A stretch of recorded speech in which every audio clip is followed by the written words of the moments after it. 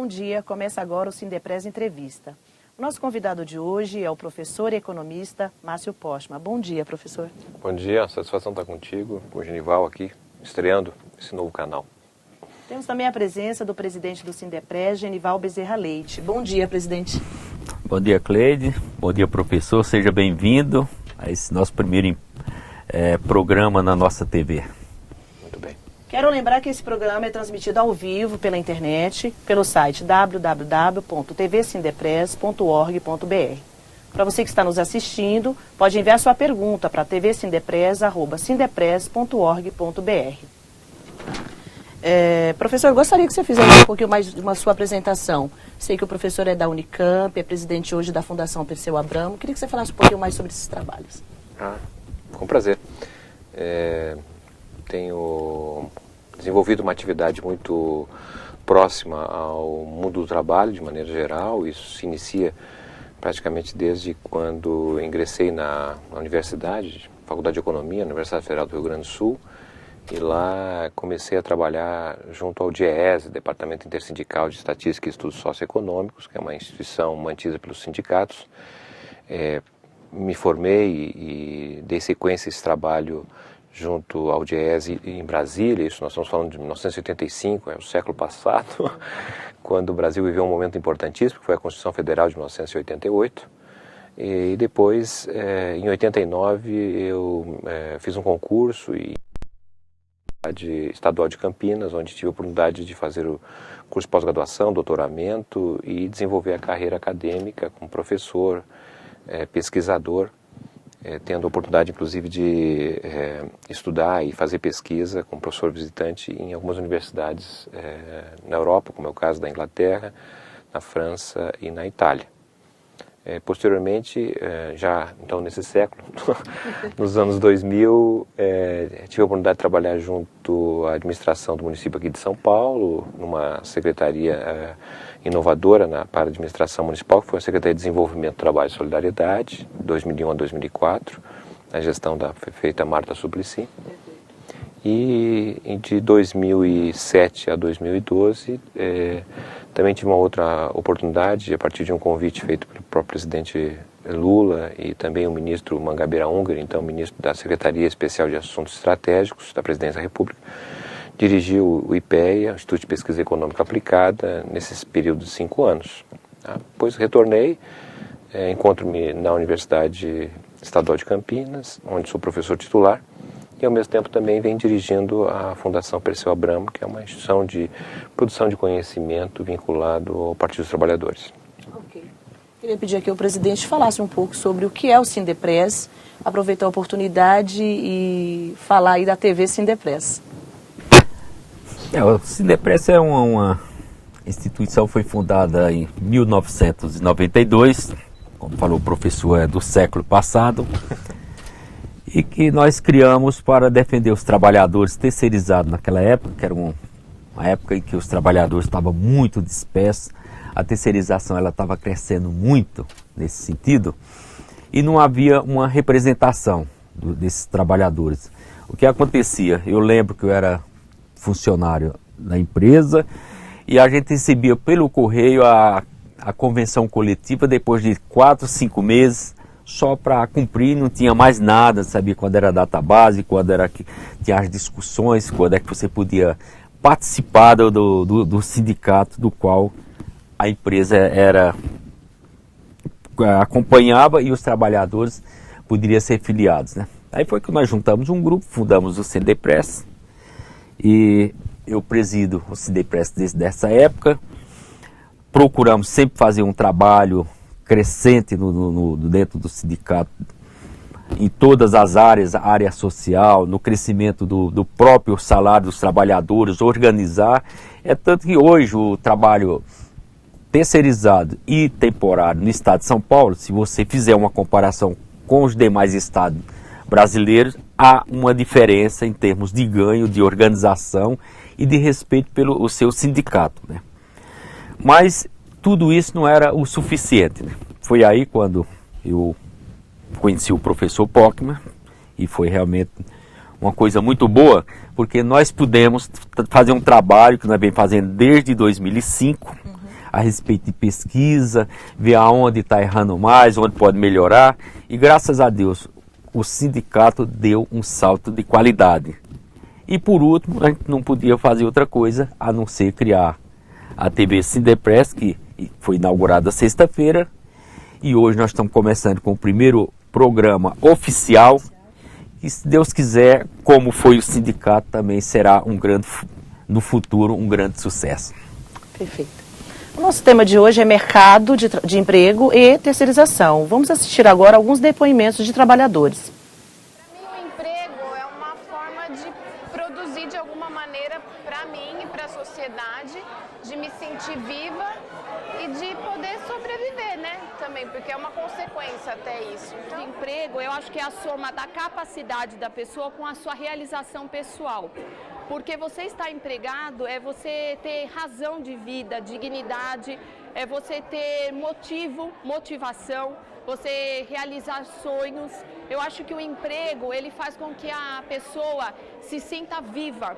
Porque uma pessoa sem emprego é uma pessoa que não tem dignidade, não tem valores. E a gente, quando está empregado, a gente se sente útil para a sociedade. É você, com tudo aquilo que você estudou, que você lutou, batalhou, é você tentar construir um país melhor, ajudar na tua profissão as pessoas que precisam, no meu caso, como advogada.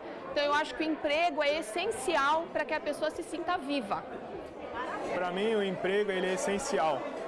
Somente com o emprego a pessoa consegue ter dignidade, não só ela, a família como um todo, né? Então eu acredito que o emprego é de suma importância, porque somente com ele a gente consegue cada dia melhorar, né? Cada dia prosperar, e não somente quem procura, e sim toda a família que está, né, agregada junto com o próprio trabalhador.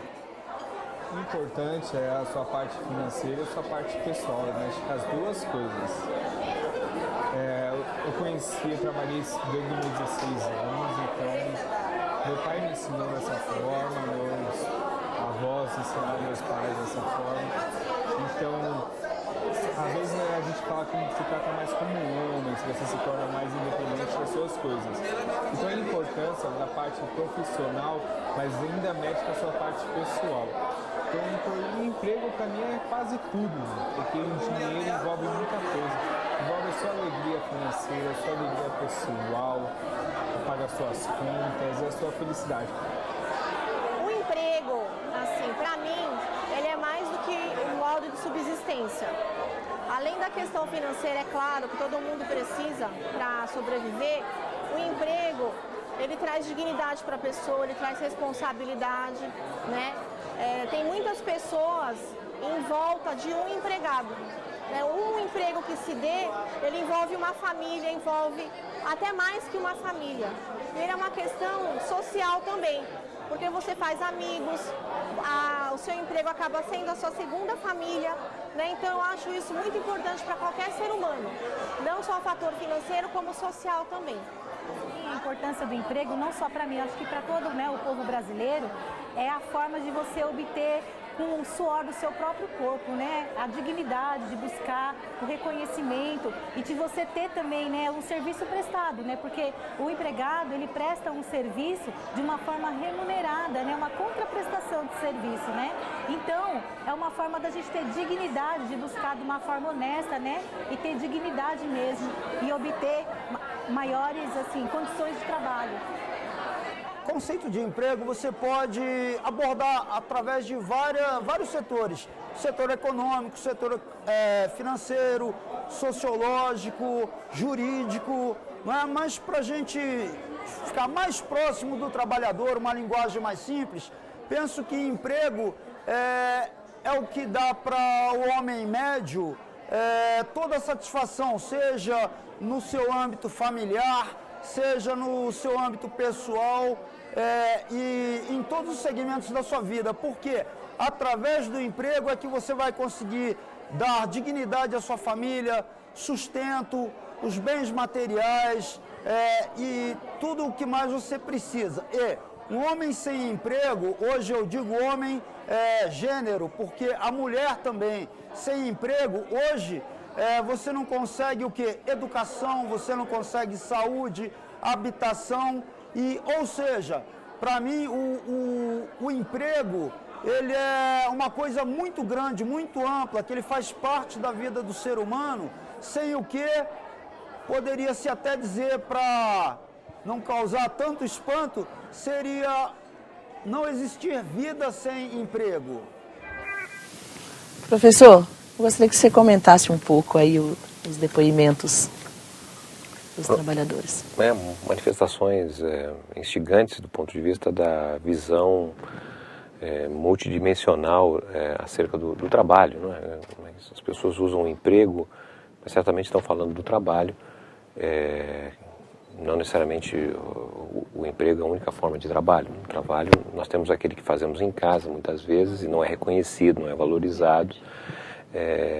Temos uma evidência que o emprego é aquele que a gente realiza, em geral, fora de casa, né, num local determinado, no escritório, numa fábrica, num canteiro de obra.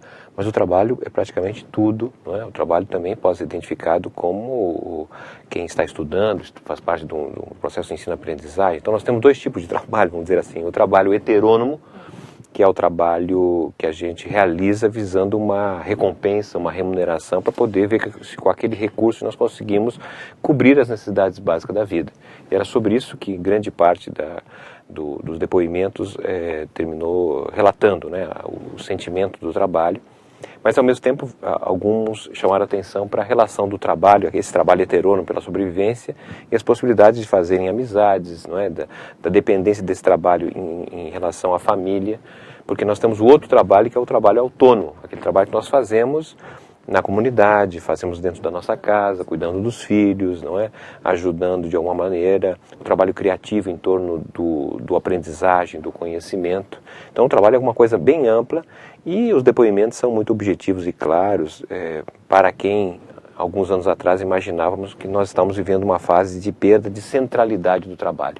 Que o trabalho está deixando de ser central na vida humana e nós podemos reconhecer que não é uma verdade. O trabalho é essencial, como várias pessoas ali manifestaram de uma forma muito precisa, né? O trabalho é um elemento determinante da vida. Seja naquelas formas de trabalho que a gente faz sem gostar muito, mas a gente precisa daquele trabalho para sobreviver, seja outras formas de trabalho que a gente faz ajudando em casa, ajudando a comunidade. Quer dizer, na verdade, o mundo precisa do trabalho humano e nada o substituiu até o presente momento.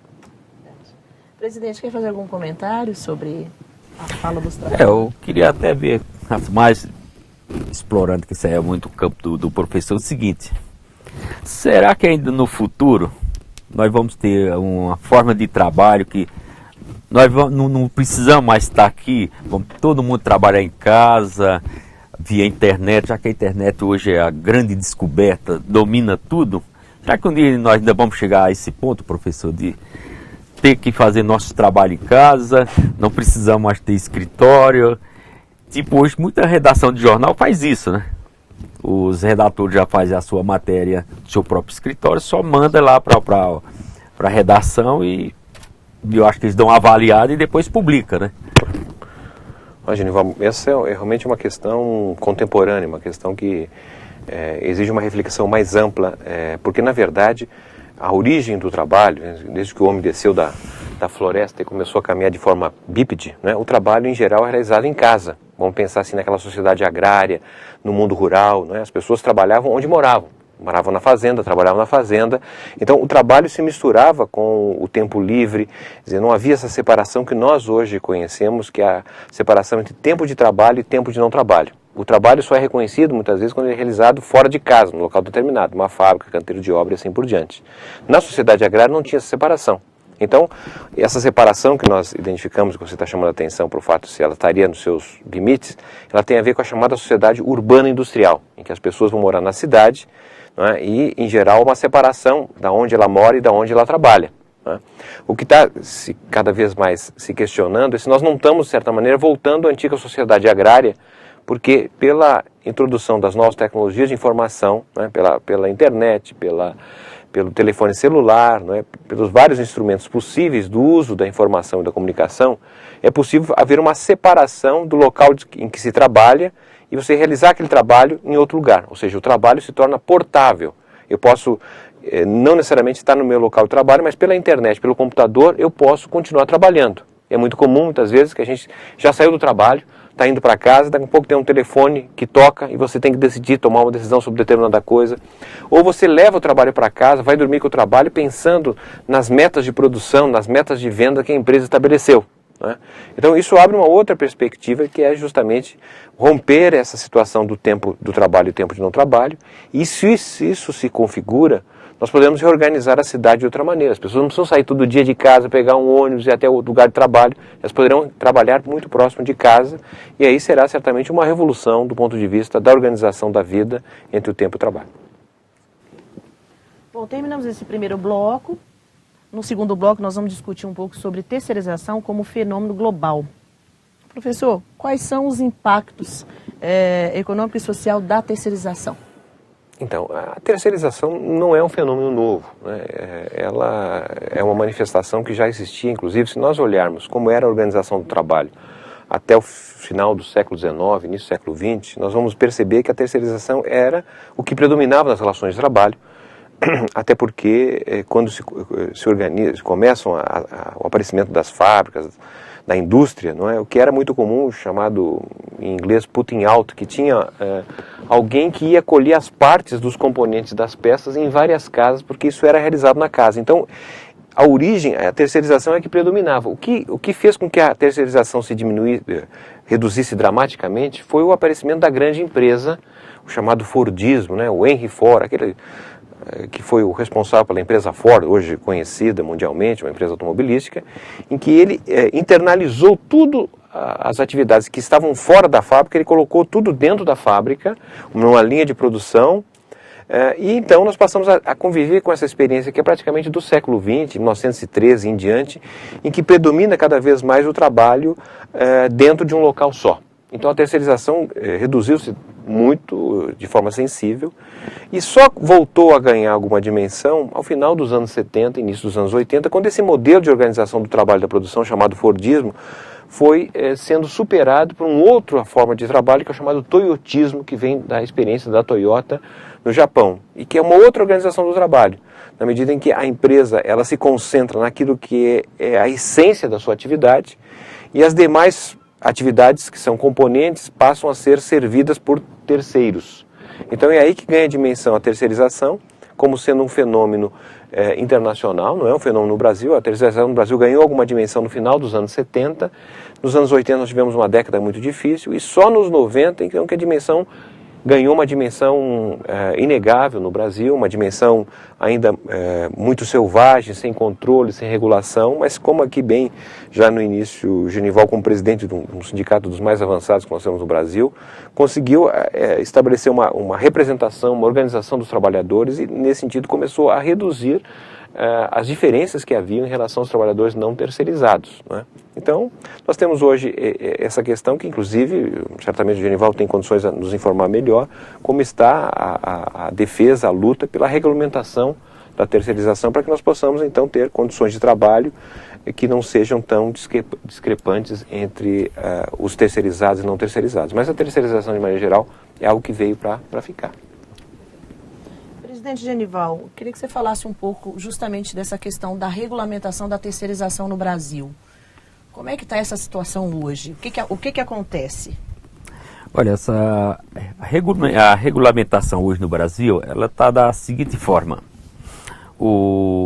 Existem vários projetos no Congresso, uns estão parados há anos e outros andando. Tem um que está mais adiantado, que todo mundo conhece, é o 4330, que deveria ser votado desde o ano passado, mas houve problema, inclusive dentro do próprio Congresso, porque estava se aproximando as eleições e os deputados ficaram receosos de pôr em votação, e que para qualquer lado que eles pendessem, eles tinham medo de sair no prejuízo, né?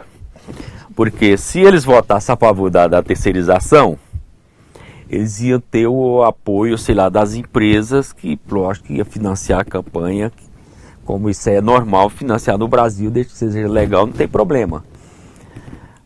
Então eles iam abrir, como diz, a ira da área do sindical, que procura fazer um projeto, alguma coisa de uma forma mais assim, que atenda às necessidades do movimento sindical, né? E se eles votassem contra o projeto, aí eles agradariam a ala sindical, mas eles iam ter a ira dos empresários que não iam financiar a campanha deles, né? Então eles ficaram nesse... sanduichado. Em cima do muro ali. E qual foi a decisão? Isso foi conversado dentro do próprio Congresso, que seria suspensa essa votação até agora passar as eleições, e passando as eleições eles voltariam a pôr esse projeto em votação. É tanto que eu tive conversando há poucos dias atrás com o Henrique Alves, e ele falou, passar as eleições ele vai pôr o projeto para votar, né? Mas ele tem uma rejeição ainda muito grande dentro do Ministério Público, do Judiciário, que tem que ser organizado muito bem contra essa regulamentação da terceirização. Só que nesse meio aí surgiu um fato novo. Foi criado através de um processo de uma empresa celulose de Minas Gerais, que foi dado pelo ministro Fux, que chama repercussão geral. Do Supremo Tribunal, a repercussão geral. E com isso parou todo o processo que estava em andamento na Justiça de Trabalho, inclusive no TST, nas varas, nos tribunais, parou tudo. Não pode se julgar nada enquanto não for julgado esse lado do Supremo, a repercussão geral, né? Repercussão geral. E parece que até agora, setembro, outubro, deve sair esse julgamento. Se o ministro Fux, aliás, não só ele agora, vai ser o Supremo colegiado por completo, se ele julgar a favor, vai dar uma virada geral, porque aí a lei vai ficar quase em segundo plano. E o que for julgado no tribunal é o que vai valer, é o que passa a valer. E a semana passada eu estive em Brasília conversando e falando, olha, o gabinete do ministro Fux já tem até um caminhozinho assim, todo dia é romaria dos ministros do TST, indo lá, que eles são praticamente, todo mundo é contra lá, dos 27, acho que uns 20 a 21 é contra, né? Diz que já todo dia tem romaria lá dentro do Supremo, para conversar com o ministro Fux, que é o relator do processo, né? Então agora eu queria saber a expectativa, se o Supremo vai ou não votar a favor, se votar contra, aí volta tudo atrás, aí entra o processo, aí vai ser uma coisa totalmente diferente, né? Mas eu acho que é melhor esperar esse julgamento primeiro, para depois começar a batalha em cima do projeto de lei no Congresso, né? Maravilha. Eu quero lembrar, para você que está nos assistindo, basta enviar sua pergunta para o tvsindepres@sindepres.org.br. Ainda para o presidente Genival, queria que ele falasse um pouco sobre um aspecto muito importante dentro da terceirização, que é pouco comentado, que a terceirização ela é uma porta de entrada para o primeiro emprego e que também ela é uma oportunidade para as pessoas que têm um pouco mais de uma idade mais avançada. Você falasse um pouquinho sobre isso. Realmente a terceirização ela abre essas duas pontas de emprego para o trabalhador, né? O primeiro emprego, que é aquele que realmente você não pode comprovar a experiência, que é que você chega na empresa e fala que experiência você tem, se é o primeiro emprego, né? Então ele não tem nenhuma experiência, então nós damos essa oportunidade, a terceirização abre esse caminho. Aqui o sindicato ajuda ele a destravar essa porta, dando curso de primeiro emprego para os garotos de 17 a 24 anos, que é para que eles realmente tenham a oportunidade de encaixar no mercado de trabalho, não só dentro da terceirização, mas qualquer outro ramo, né? Mas aqui na terceirização e principalmente no trabalho temporário é onde se há o maior número de emprego. Do temporário, esse aí já é realmente reconhecido na época dos piques, como Dia das Mães, Dia das Crianças, Natal, tudo, uma média de 20% é efetivado. Porque geralmente as lojas, o pessoal esperam para pegar o pessoal como temporário, faz aquela experiência dele de, sei lá, 60, 90 dias, ele se sai bem, então já efetiva.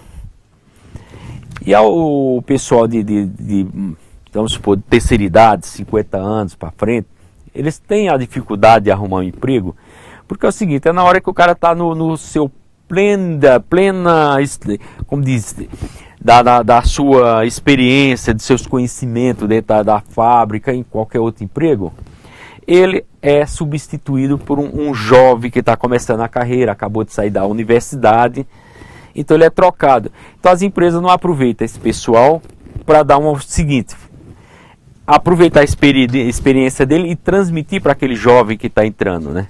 Já descarta essa pessoa. E onde é que ele vai parar no seu emprego? No terceirizado. Ele volta a trabalhar como trabalhador terceirizado até, sei lá, para um complemento mesmo da sua própria aposentadoria. Bom, encerramos o segundo bloco. Agora, no terceiro bloco, a gente vai abrir para as perguntas, né? Para as pessoas que nos assistiram, enviaram algumas perguntas. Professor Márcio, Tiago Lemes, Tatuapé, São Paulo. Tem poucos empregos na Zona Leste e tenho que deslocar para a Zona Sul. O que fazer para melhorar essa realidade? Pois então, esse é um aspecto bastante interessante de como as nossas cidades estão organizadas de maneira geral, não é? As cidades se organizam em geral tendo um local, bairros de moradia e ao mesmo tempo tem os bairros onde existem as empresas, as indústrias, o centro comercial, coisas desse tipo.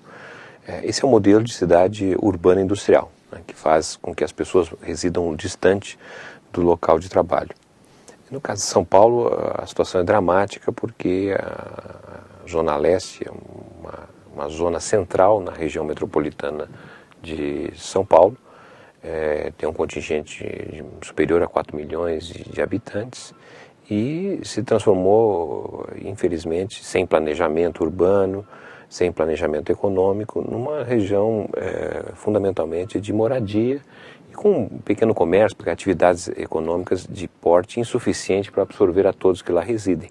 E isso faz, portanto, que a população, de maneira geral, tenha que deslocar do seu local de moradia para o centro, para a região sul, ou zona oeste. Bem, isso implica, na verdade, numa perda de tempo enorme, porque o deslocamento da casa para o trabalho, em média, chega a comprometer 4 horas por dia, 2 horas para ir, 2 horas para voltar. Né? Então, é uma degradação do ponto de vista humano significativa, porque são horas praticamente perdidas em que a pessoa fica sofrendo nesse deslocamento. Né? A solução qual é? Evidentemente não é possível reinventar a cidade já está dada, mas me parece que em outros governos, e nesse aqui em São Paulo está sendo tentado, é o deslocamento do investimento. Ao invés das pessoas se deslocarem para o trabalho, é o trabalho deslocar para onde estão as pessoas. Né? Obviamente é uma operação de grande repercussão, porque implicaria, na verdade, um esforço do governo municipal, estadual e federal para fazer com que esses lugares passem a ser atrativos para a atividade econômica e, ao mesmo tempo, tornando as pessoas que lá residem mais preparadas para poder ocupar esses empregos que começam a ser abertos. Então, é uma combinação que exige muito planejamento, porque, do contrário, as empresas por si só elas não vão onde as pessoas moram, as empresas são atraídas por outros determinantes. E é possível mudar isso. Eu posso dizer que no ano 2000, por exemplo, aqui no município de São Paulo, de cada 10 empregos gerados, por exemplo, 6 eram na região central, aqui chamado Centro Expandido de São Paulo, e 4 no seu entorno. 5, 6 anos, 4 anos depois, alguma coisa em torno disso, nós tivemos uma política de descentralizar o desenvolvimento em São Paulo e houve uma alteração dessa relação, porque de cada 10 empregos abertos em São Paulo, 6 foram fora do centro. Então é possível fazer isso, há experiências internacionais nesse sentido, porque do contrário, infelizmente, a população fica distante do emprego, tem que gastar um tempo enorme, sem falar nos jovens que são verdadeiros batalhadores, que trabalham 8 horas por dia, gastam 2 a 4 horas de deslocamento, depois ainda frequentam um ensino médio, uma universidade. Então, a vida se resume basicamente em trabalhar, em se deslocar e dificuldades para estudar. É preciso repensar esse modo de vida. É verdade, professor, porque eu, por exemplo, moro a 37 quilômetros da capital, estou numa cidade na Grande São Paulo, no Zona Oeste, e hoje praticamente eu gastei 3 horas para chegar aqui. Então é uma situação realmente bem complicada, né? Eu já vim do interior, também gastei 3 horas para chegar.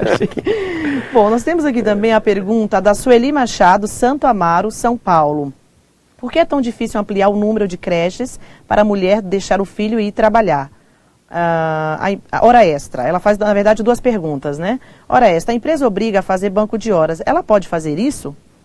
São 2 perguntas. O Genival vai responder essa? Presidente, fica à vontade. Respondeu, eu dou uma comentada. Perfeito. Bom, o tema da creche é um tema essencial na vida humana, especialmente das famílias. A creche, inclusive, é uma espécie de terceirização. Né? Vamos deixar bem claro, porque ou os pais, né, a mãe ou o pai, atendem na fase etária mais tenra do ciclo humano, atendem em casa, não é? Que seria o bom, razoável, mas tendo em vista as oportunidades do ponto de vista de acesso a um emprego, o fato de não ter aonde colocar a criança, não é um depósito de criança, é um local adequado que ela vai aprendendo, isso facilita muito, sobretudo para a mulher, porque infelizmente na nossa sociedade ainda impera um certo machismo que a mulher cabe ao cuidado da criança. Né? Então a creche é muito importante porque ela abre a oportunidade de deixar a criança por um determinado período em que a mãe ou o pai podem exercer uma atividade fora de casa, seja trabalhando ou até mesmo estudando, enfim, tem tantas outras atividades para se ocupar na vida. Agora, há estudos que mostram, inclusive, que uma criança que teve a oportunidade de passar por uma creche, comparativamente ao desempenho de uma criança que não teve a creche, é um desempenho bastante significativo. Uma criança que passou pela creche, ela tem uma quantidade de palavras que ela tem condições de falar muito acima do que uma criança que não teve acesso a uma creche. Então, a creche é muito importante para o próprio desenvolvimento da criança, para o desenvolvimento pessoal, para a sociabilidade. Nós estamos vivendo, infelizmente, uma sociedade cada vez mais violenta, a gente tem medo de sair de casa, deixar a criança fora de casa, então é impensável, mas eu posso falar, quando eu era criança, parte da minha vida era fora de casa, jogando bola na esquina, etc., coisas que são muito difíceis de serem feitas. Então, uma creche é um lugar de sociabilidade, de esportes, portanto, a creche é muito importante no que diz respeito ao desenvolvimento da criança e também uma liberdade para os pais. Né? O presidente quer fazer algum comentário? Eu faria em cima da hora extra, que ela fala do banco de horas. A empresa obriga a fazer banco de horas, ela pode fazer isso? Olha, isso aí foi criado aí uns 5, 6 anos atrás, eu acho que foi depois da crise de 2008, que as empresas estavam em situação mais delicadas. Mas é o seguinte, a hora extra que quando se faz o banco de horas, ele não pode ser uma coisa que duradoura, ele tem que ter um limite. Primeiro, o banco de horas ele não tem que ser feito anualmente e tem que ter a concordância dos trabalhadores. Então ele não é imposto de cima para baixo. A empresa propõe, os trabalhadores têm que fazer uma assembleia junto com o sindicato, senão não vai ter nenhuma validade isso. A empresa não pode fazer a assembleia dele sozinho, tem que ter a presença do sindicato também que concorde com isso. E aquelas horas extras, ela tem que ser paga ou compensada no máximo em 120 dias.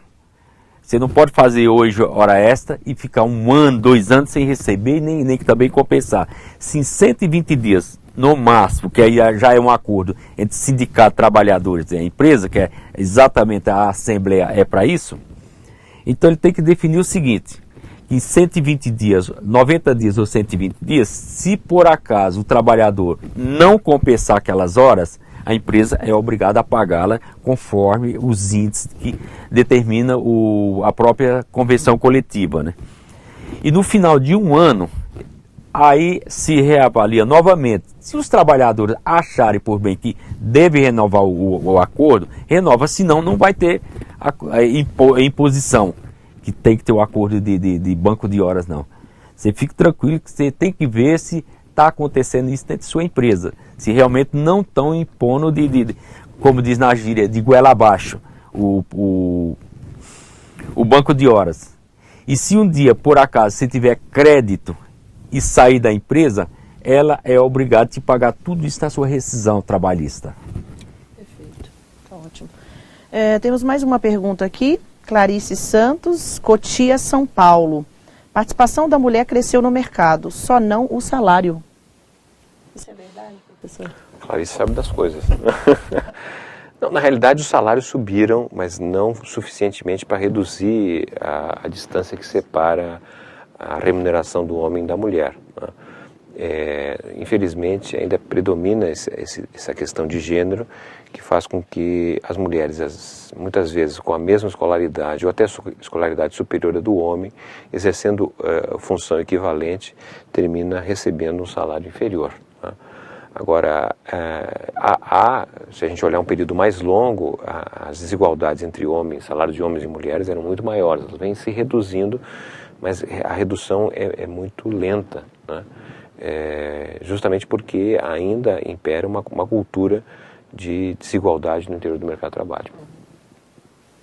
Ok, temos mais uma pergunta aqui, Doralice Araújo, São Paulo, capital. O Brasil tem recebido imigrante. Isso tira emprego dos brasileiros? Aí fica à vontade, o presidente quiser falar. Olha, eu não sei se tira o emprego do brasileiro, mas está havendo uma certa preferência, principalmente pelo pessoal do Haiti, que aqui logo no Glicério tem uma igreja que tem uma grande quantidade desse pessoal. E eu tive me informando e tem uma procura muito grande de empresas, tudo que vai lá visitá-los, requisitas o pessoal para ir trabalhar com eles. Tem os critérios lá que é imposto pela igreja, pelo serviço social. Agora, eu não acredito se eles estão tirando emprego ou se está fazendo um complemento do trabalhador brasileiro, porque isso aí é uma área que precisaria ter uma estatística, alguma coisa mais aprofundada, que nós não chegamos a esse ponto. Não sei aí o professor se tem alguma coisa nova, alguma novidade a respeito disso. Pois é, nós somos um país de imigrantes, né? Na realidade, os nativos são os índios, não é? E o Brasil foi sendo composto com a miscigenação, com a mistura de várias raças e povos oriundos de praticamente todos os lugares do Brasil. Falam que São Paulo é a terra dos 1000 povos, né? Que é uma combinação de gente de muitos lugares. E ao mesmo tempo nós também precisamos reconhecer que o Brasil vem vivendo uma transição demográfica, o que significa dizer que as mulheres vêm tendo cada vez menos filhos e já não se repõem na mesma velocidade aqueles que nascem em relação aos que morrem, né? Então estamos vivendo uma fase demográfica em que a população brasileira vem crescendo menos e a estimativa é que a partir de 2030, possivelmente, o número de brasileiros que vai nascer será menor do que o número de brasileiros que vão morrer. Então pode reduzir o número de brasileiros, né? Então o tema da imigração, eu acho que precisa ser considerado dentro dessa perspectiva demográfica. O Brasil tem que ter bastante critério do ponto de vista de que segmentos podem vir para o Brasil, porque se a gente abrir a oportunidade para segmentos de maior escolaridade, possivelmente vão tomar aqui os melhores empregos que o Brasil tem.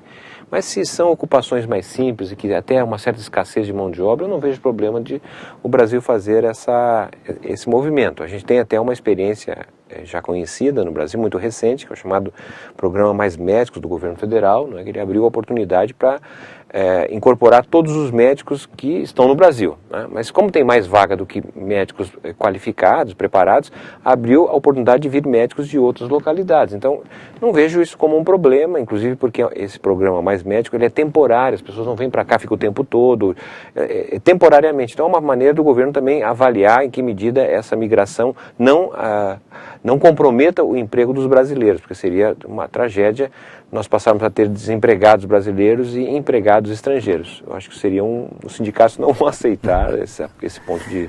Também aquele do emprego de alto nível, né? Sim, que o Brasil não tem essa mão de obra ainda bem preparada, que tem que importar, como disse, que se torna uma coisa obrigatória essa importação. Então, mas isso é um bom problema, porque exige que, se a gente está gerando empregos de alta qualidade, exige que as universidades, não é, o Ministério da Educação, os empresários do setor de educação tomem conhecimento, porque isso é algo que a gente resolve em 3, 4 anos. Né? Porque formar uma faculdade de 4, 5 anos já tem gente formada para poder ocupar esses empregos que porventura estejam sendo abertos. Maravilha. Última pergunta aqui. Vamos lá. Cristiane Santos, Salvador, Bahia. o emprego ampliou no Nordeste, mas ainda continua com baixos salários comparado com o Sudeste. O que precisa ser feito para melhorar essa realidade? Então, falávamos antes do tema da desigualdade entre homem e mulher em relação à remuneração, né? Nós temos uma desigualdade também entre brancos e não brancos, né? Nós temos igualdades regionais, gente que por nascer em um determinado lugar está quase que comprometido a ter que receber um salário menor comparativamente a outro que nasceu num outro lugar, não é? Mas as coisas já foram até piores. Aqui, olhando do ponto de vista do Sudeste, a desigualdade de salários em relação ao restante do Brasil era muito superior do que é hoje. Nós temos observado, inclusive, que há um dinamismo econômico, uma expansão do emprego em outras regiões. Para ter uma ideia, o emprego tem crescido muito mais na região do Nordeste do Brasil, do Norte, do Centro-Oeste, do que do Sul e do Sudeste, né? Ela mesma, que faz a pergunta, não nega que está havendo mais empregos. Todavia, o problema é o emprego, a qualidade do emprego, a remuneração paga, não é? Isso só se resolve, na verdade, com mais crescimento do emprego, com mais investimento para ampliar as oportunidades de trabalho, porque, de maneira geral, o contingente de desempregados, o perfil da mão de obra existente, muitas vezes é um perfil de mão de obra com menor escolaridade, então os empregos mais simples serão direcionados a essa mão de obra de menor qualidade, enquanto que às vezes os empregos superiores terminam sendo ocupados por gente que vem de outros estados, né? Então, temos que combinar duas coisas. Primeiro, o investimento da economia para continuar ampliando a economia, crescendo os empregos, e de outro lado, uma elevação da qualidade, da qualificação da mão de obra para ocupar os principais postos de trabalho.